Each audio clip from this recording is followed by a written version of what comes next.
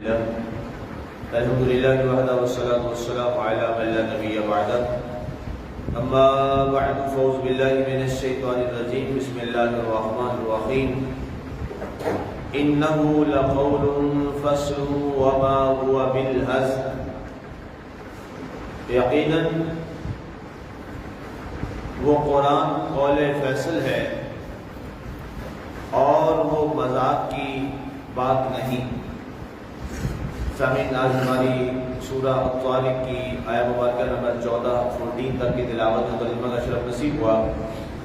کل ہماری گفتگو چل رہی تھی، اللہ تعالیٰ نے دو قسمیں اٹھائیں،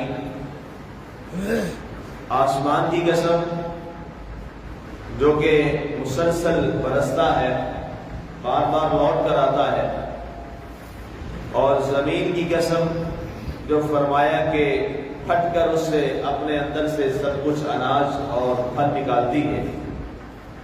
اس کے بعد جو اعلان کیا وہ یہ فرمایا دو باتوں کا، اِنَّهُ لَقَوْلٌ فَصْلٌ، یقیناً یہ قرآن جو ہے یہ تمہارے درمیان ایک ایسی بات ہے جو کہ فیصلہ کن بات ہے۔ اب عظمت قرآن کے حوالہ سے یہ آیت مبارکہ بڑی سمجھنے والی ہے کہ اللہ تعالیٰ نے اس کائنات کے اندر تقریباً 104 کے قریب کتابیں اور صحیفے وغیرہ اتارے، جس میں 4 بڑی کتابیں ہیں اور 100 کے لگ بھگ جو ہے وہ صحیفے ہیں جو اللہ تعالیٰ نے آسمان سے زمین والوں کی طرف نبیوں پر نازل فرمائے۔ اب ان میں سے قرآن کی اہمیت کیا ہے، قرآن کا مقام کیا ہے؟ 103 کتابیں اور صحیفے جو اتارے اللہ تعالیٰ نے، ان تمام میں ابھی کچھ چیز باقی تھی، سب کچھ مکمل نہیں تھا۔ اسی لیے اللہ تعالیٰ نے آخر میں ایک نبی اپنے محبوب کو بھیجا صلی اللہ علیہ وآلہ وسلم کو، اور اس پاک کتاب قول فیصل قرآن کو نازل کیا، اور قرآن کو نازل کرنے کے بعد یہ اعلان فرما دیا کہ اے لوگو، اب پہلے 100 صحیفے بھی آئے لیکن کچھ باتیں نامکمل رہیں، پھر 3 کتابیں آئیں، پھر بھی کچھ تشنہ تکمیل معاملہ رہا، لیکن جب قرآن نازل ہو گیا تو ان ھذا القرآن یہدی للتی ہی اقوم، یہ قرآن تبیانا لکل شیء، یہ قرآن لا رطب ولا یابس الا فی کتاب مبین، ہر خشک و تر کا بیان اس کے اندر موجود۔ فرمایا اب یہ ایسا قول فیصل ہے، انہ لقول فصل، کہ قیامت تک کے لیے اب مزید کسی اور کتاب کی کائنات کو ضرورت ہی نہیں۔ اب گویا ظاہر ہے قول فیصل اور ایک فیصلہ کن کتاب اور فیصلہ کن بات اور فیصلہ کن اعلان اور اللہ تعالیٰ کا فیصلہ کن فرمان، اسی بنیاد پہ اسے کہا جاتا ہے کہ اب اللہ تعالیٰ نے جو حتمی طور پر فیصلے فرمانے تھے، اللہ تعالیٰ نے وہ سارے حتمی فیصلے اس قرآن پاک کے اندر فرما دیے۔ اسی قرآن میں انسان کی ابتدائی آفرینش، جس روز سے انسان کی تخلیق کا نظام پیدا کیا گیا، روز اول سے، جسے روز ازل کہتے ہیں، روز ازل سے جب انسانوں میں سے سب سے عظیم ترین مخلوق اللہ کی وہ انبیاء کرام اور رسول ہیں علیہ السلام، اللہ تعالیٰ نے جب ان کو پیدا فرمایا اور ان سے وعدہ الست لیا، وہاں سے قرآن آپ کو بیان فرماتا ہے، وہاں سے آغاز کرتا ہے قرآن، اور اس کے بعد یہ معاملہ چلتا چلتا چلتا موت، اور موت کے بعد میزان، حساب و کتاب، جنت، دوزخ، اور اس درمیان میں دورانیہ میں انسان کی جو جو ضرورت ہے، جو جو اس کی تمنا اور خواہش ہے، اور اس کے درمیان جو جو انسانی ضروریات ہیں، ساری کی ساری کو اللہ تعالیٰ نے قرآن پاک میں بیان فرما دیا۔ اب یہ نہیں کہا جا سکتا کہ قرآن میں کسی چیز کا بیان نہیں، ہاں اگر کسی شخص کا ادراک وہاں تک نہیں ہوتا، حضرت معاذ بن جبل رضی اللہ تعالیٰ عنہ عظیم صحابی رسول ہیں رضی اللہ تعالیٰ عنہ، ان کو جب آپ نے یمن کا ولی اور فرما روا بنا کے امیر بنا کے وہاں بھیجنا چاہا تو آپ نے ان سے سوال فرمایا اے معاذ بتائیے تم لوگوں کے درمیان فیصلہ کیسے کرو گے؟ کہا اے اللہ کے رسول صلی اللہ علیہ وآلہ وسلم میں قرآن کے ذریعے لوگوں میں فیصلہ کروں۔ پہلا علاقہ دیکھیں، یہ لوگ وہ عظیم ہستیاں تھیں صحابہ کرام رضوان اللہ تعالی علیہم اجمعین جو جناب رسول اللہ صلی اللہ علیہ وسلم کے تربیت یافتہ تھے، جنہوں نے اپنا سارا علم جناب رسالت امام صلی اللہ علیہ وآلہ وسلم کی عظیم ہستی سے حاصل کیا تھا۔ اب ان کی تربیت ایسی تھی کہ آپ نے پہلا جو جملہ فرمایا، ارشاد فرمایا کہ میں جو بھی معاملہ آئے گا سب سے پہلے اس کا فیصلہ قرآن سے کروں، کیونکہ قرآن ہی قول فیصلہ ہے۔ آپ علیہ السلام نے ارشاد فرمایا فَإِن لَمْ تَجِدْ، اے معاذ اگر تو قرآن میں نہ پا سکے، یہ نہیں فرمایا کہ اگر قرآن میں نہ ہو، فرمایا قرآن میں تو ہے، ظاہر ہے تمہارے علم کے مطابق تمہیں وہ نہ ملے باہر، تو فرمایا پھر کیا کرو گے؟ پھر کہا بسنت رسول اللہ صلی اللہ علیہ وآلہ وسلم، آقا پھر آپ کی طریقے اور آپ کی سنت کو دیکھوں گا، آپ نے جیسا فیصلہ فرمایا ہوگا میں بھی ویسا ہی کر دوں گا۔ اس کے بعد جو تیسری بڑی اہم بات ہے اور یہ بڑی غور طلب ہے، اور آج زمانے میں خاص طور پہ علماء اور فقہاء کو یہ بات بہت سمجھنی چاہیے۔ آپ علیہ السلام نے فرمایا وَإِن لَمْ تَجِدْ، فرمایا اگر ایسا ہو کہ میری سنت میں بھی وہ تجھے بات نہ تو پا سکے، کہیں میں نے وہ عمل کیا یا بات میں کر دوں لیکن تمہیں اس کا علم نہ ہو، ظاہر ہر وقت تو ہر صحابی حضور صلی اللہ علیہ وسلم کے ساتھ نہیں تھا، ہر ایک کو تو یہ موقع نہیں ملا کہ وہ ہر وقت جو ہے وہ آپ کے ساتھ رہا۔ مثال کے طور پہ بہت سے سب سے زیادہ حدیثیں ہمارے ہاں بیان کی جاتی ہیں، روایت کی جاتے ہیں، جناب سیدنا ابو ہریرہ رضی اللہ تعالیٰ عنہ، آپ نے اپنی پوری زندگی کے صرف 2 سال حضور صلی اللہ علیہ وسلم کے ساتھ گزارے۔ کیا بتائیں آقا کریم صلی اللہ علیہ وسلم کی ظاہری حیات پاک عمر مبارک کتنی ہے؟ 63 برس ہے نا جی، 63 سال ہے، تو 63 سال میں وہ صرف 2 سال حضور صلی اللہ علیہ وسلم کے ساتھ رہے۔ 8 ہجری میں اسلام لائے، تو اب بتائیے کیا کریں گے؟ کیا وہ کہہ سکتے ہیں کہ میں حدیث کی ہر بات اور سنت کے ہر طریقے کو جانتا ہوں؟ نہیں فرما سکتے، اس لیے کہ انہوں نے 2 سال جو آخری 2 سال گزارے، اس سے پہلے نہ جانے کیا کیا معاملات گزرتے رہے، کیا کیا حالات۔ اسی طرح ہر ایک کا اپنا اپنا ہے۔ ہم نے فرمایا اگر تم نہ پا سکو میری سنت میں تو پھر کیا کرو گے؟ یہ بڑا مشکل سوال ہے۔ آپ رضی اللہ تعالیٰ معاذ بن جبل رضی اللہ تعالیٰ عنہ نے ارشاد فرمایا، عرض کی یا رسول اللہ علیہ وسلم پھر اپنی عقل کے مطابق قرآن و سنت سے روشنی حاصل کرتے ہوئے جو میں مناسب سمجھوں گا وہ میں اپنے عقل سے اور قیاس سے اور حالات کے پیش نظر وہ میں فیصلہ کروں گا۔ آپ علیہ السلام بڑے خوش ہوئے، آپ نے فرمایا اللہ کا شکر ہے جس نے میرے اس ماننے والے اپنے بندے اور ہمارے غلام معاذ کو اس میں فہم و فراست سے نواز دیا۔ اب یہ تیسری بات بڑی غور طلب ہے۔ بہت سے ایسے مسائل آئیں گے جن کو ہم ظاہری طور پر قرآن و سنت میں نہیں پا پائیں گے، وہاں موجود نہیں ہوگا۔ اسی طرح سے تو ہم کیا کریں گے؟ قرآن و سنت کی روشنی میں اپنے عقل کو استعمال کریں گے، اپنے قیاس کو استعمال کریں گے، اور یہ عمومی نہیں ہے، یہ اس شخص کے لیے ہے جس کو اللہ نے صاحب مسلک بنایا ہے، یہ اس کے لیے ہے جو صاحب علم ہے۔ اب جب وہ کوئی بات کرتا ہے تو ظاہر ہے اس کے پاس دلیل ہوگی، اس دلیل کے ساتھ وہ فیصلہ کرے گا، تو ظاہر عوام کی ادراک اور ان کی بات تو وہاں تک نہیں پہنچ سکتی۔ بہت سی ایسی باتیں ہوتی ہیں عوام کو لگتا ہے کہ جی یہ جو فلاں صاحب نے یا فلاں امام نے یا فلاں عالم نے یہ جو بات کی ہے یہ کیسے کر دی، میری تو سمجھ میں نہیں آ گئی. تو آپ کی سمجھ میں آنا نہ آنا یہ اس کے غلط ہونے کی دلیل تو نہیں ہے.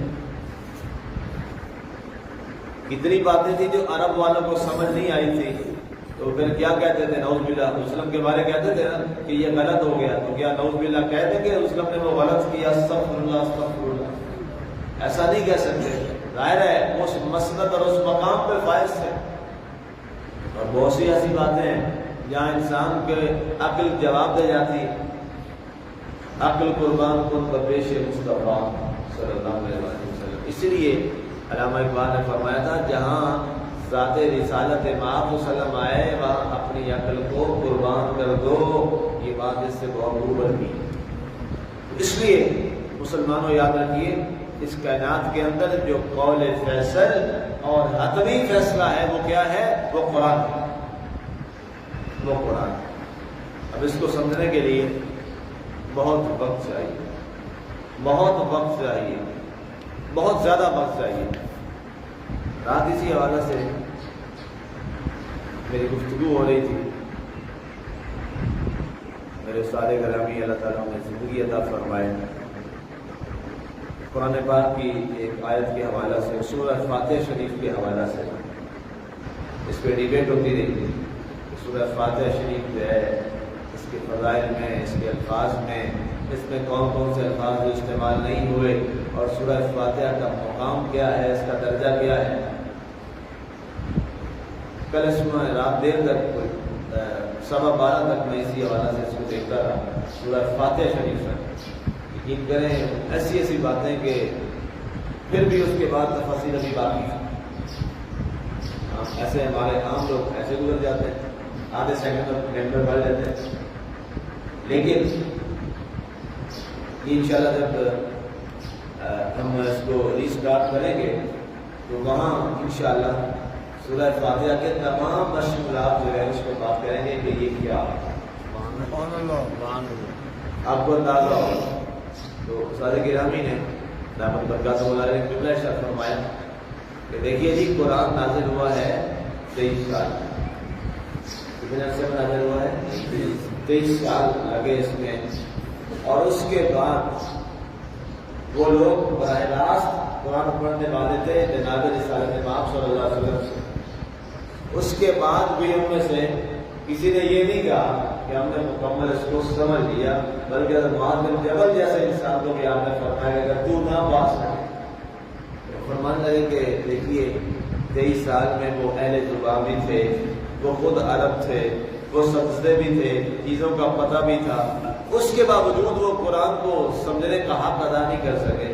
آج ہمارے لوگ قرآن کو 7-8 سال یا 10 سال میں پڑھ کے کہاں کس حد تک سمجھ سکتے ہیں. کہتے ہیں اب تو یہ بھی نہیں رہا، اب تو کوئی 10-12 سال 15 سال دینے کو بھی تیار نہیں.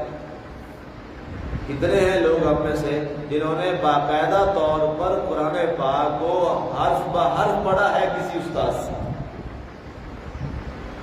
100 میں سے 1% بھی نہیں ہے ہماری آبادی کا. 100 میں سے 1% بھی نہیں ہماری آبادی کا جنہوں نے قرآن کو سیکھا ہو. قرآن کو سیکھا، قرآن کا سیکھنا یہ ناظرہ نہیں ہے. ہمارے یہاں یہ بڑی پتہ نہیں کہاں سے یہ بات آئی، سمجھ نہیں آئی کہاں سے یہ داخل ہوئی یہ بات.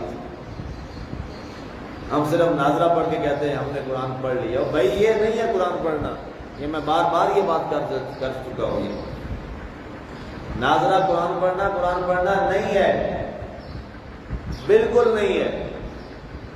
اس کے لیے تو قرآن آیا ہی نہیں.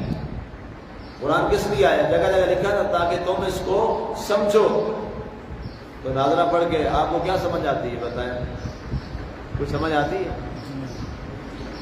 میں نے ابھی نماز پڑھائی، جو میں نے پڑھا آپ کو سمجھ آیا میں نے کیا پڑھا تھا؟ آپ تو کھڑے تھے بس پیچھے امام تھے جو پڑھی جا رہی ٹھیک ہے، سمجھ آئے نا جو بھی ہے بس ٹھیک ہے اللہ ہوگا. یہ قرآن سیکھنا نہیں، یہ قرآن پڑھنا نہیں. قرآن پڑھنا کچھ اور. بعض دفعہ حیران ہو جاتا ہوں میں کہ عرب جن کی اپنی زبان تھی، ظاہر جن کی اپنی زبان، جیسے میں اردو میں بات کر رہا ہوں آپ ساری میری باتیں سمجھ رہے ہیں نا؟ کیونکہ آپ کی زبان بھی اردو، میری بھی، ٹھیک ہے، ہمارا ذریعہ زبان جب پنجابی ہے اس میں بات کروں آپ سمجھ رہے ہیں. لیکن کمال یہ ہے اس کے بعد بھی ان کی زبان عربی تھی، پھر بھی پوچھتے تھے یا رسول اللہ صلی اللہ علیہ وسلم یہ جو قرآن کا یہ الفاظ ہیں اس کو ذرا ہمیں سمجھائیں گے کیا ہے.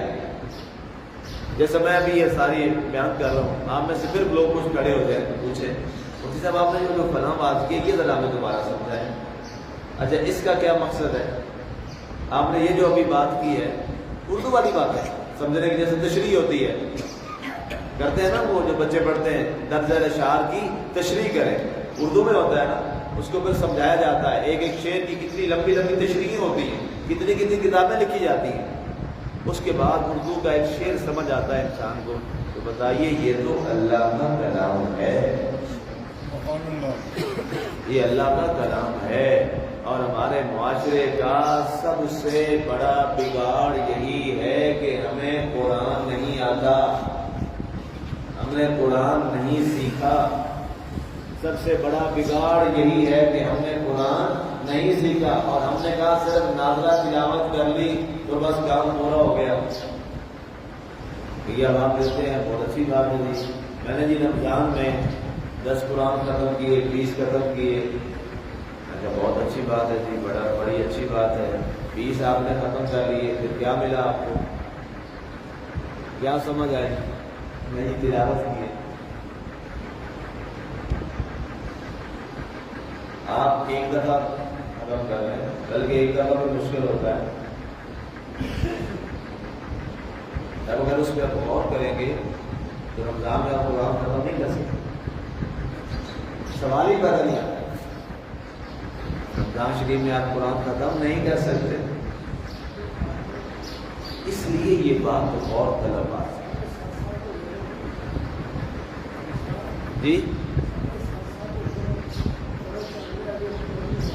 ہاں جی ہاں جی نہیں ختم ہو. یہ ہمارا یہ 2013 میں شروع ہوا تھا، کتنے ہو گئے جی اب جی؟ حاجی صاحب 2013 یہ شروع ہوا تھا 2013 میں، ریکارڈنگ پڑی حاجی صاحب کے پاس 2013 میں. ہاں جی اب میرے 10 ہونے کو ہیں. ہاں جی ابھی تک مطلب ختم نہیں ہوا، ابھی تک ہم ابھی پھر رہے ہیں جی سورت طارق پہ. ابھی پتہ نہیں کتنا ٹائم آگے لگنا ہے، پتہ نہیں کتنا لگے، تو ہم نہیں ختم کر پائے. تو مہینے میں کیسے ہو گیا جی 10 قرآن پاک. اس لیے کوشش کریں. یہ ابھی میں نے اپنے نوجوانوں سے کہا ہے انشاءاللہ یہ جون میں مجھے بھی تھوڑی سی ریلیکسیشن مل جائے گی کہ فجر کے بعد باقاعدہ ان کے لیے میں نے کہا کہ 1 گھنٹے کی کلاس جو ہے نا آپ کی میں لگاؤں گا. یہ نوجوانوں کو سکھانے کی بڑی ضرورت ہے، یہ سیکھیں ہمارے بچے. اس میں نے کہا جی کم از کم 8 پاس بچہ ہو. یہ آپ لوگ بھی، آپ کے بھی جو بچے ہیں وہ بھی یکم جون سے انشاءاللہ میں 1 گھنٹے کی کلاس شروع کروں گا جس میں ان کو قرآن یاد سکھاؤں. درس کے بعد درس تو ہوگا، اس میں تو ظاہر سارے لوگ بیٹھتے ہیں. اس کے بعد اس میں وہ جو کم از کم 8 پاس بچہ ہو اور BS تک پڑھا ہو. اس دوران جتنے بھی بچے ہیں وہ آ جائیں، اس میں پڑھیں. جب یہ خود اس قابل ہو جائیں گے اور ان کو پتہ چلے گا ہمیں قرآن کیا کہہ رہا ہے، یقین کریں انسان کی اندر کی دنیا بدل جائے گی. آپ دیکھیں ویسے بیٹھے ہیں قرآن میں، یا جب آپ یہ چیزیں سیکھتے ہیں اندر ہلتا ہے کہ نہیں ہلتا؟ اندر متحرک ہوتا ہے کہ نہیں ہوتا؟ یا میرا ہو رہا ہوتا ہے تو آپ کا بھی یقیناً ہو رہا ہوتا ہے. یہ طے بات. اس لیے اب یہ تہیا کریں آپ بزرگ بچے نوجوان سارے، ہم نے اپنی زندگی میں ایک بار ایسا قرآن ختم کرنا ہے کہ ہمیں پتہ چلے ہم کیا کیا پڑھ رہے ہیں، کیا کیا سنا رہے ہیں. ٹھیک ہے جی میری بات. یہ کیا ہے آخری جملہ پھر اسی پر میں ختم کر رہا ہوں. یہ قرآن دنیا کا سب سے فائنل فیصلہ ہے جو کس نے؟ اللہ نے نازل کیا. اللہ ہمیں اس پر عمل کی توفیق عطا فرمائے. اللہ تعالیٰ ہمیں قرآن سیکھنے سکھانے اور اس کے ایک ایک آیت پر غور کر کے ہمیں اس کو سیکھنے کی توفیق نصیب فرمائے. آمین.